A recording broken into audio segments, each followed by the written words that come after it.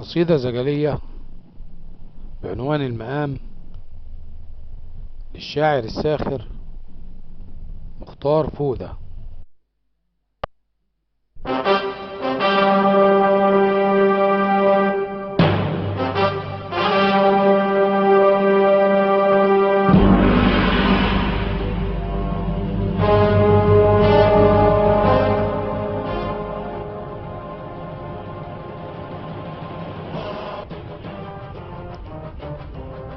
المقام شلاه وشلاه يا ابو حصيرة، والله وعملولك مقام ومولد وليلة. يا ترى كنت تستاهل ولا احنا اللي نستاهل اللي بيجرى فينا؟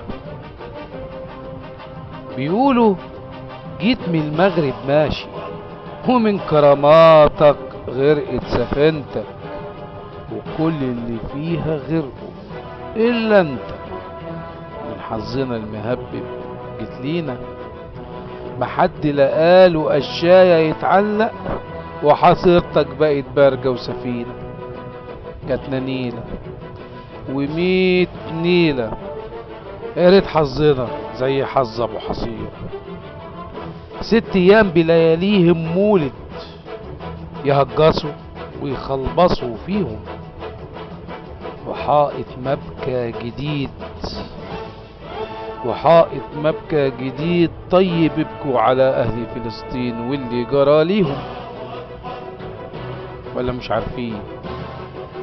مش عارفين اللي بيتعمل فيهم.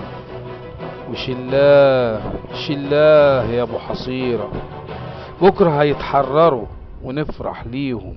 وقطيع ومليون ألف قطيعة لمولدكم ومقامكم وليلتكم ولكرامتكم ولحصيرتكم واللي جايبينكم، ومنسى كمان اللي بعتنكم.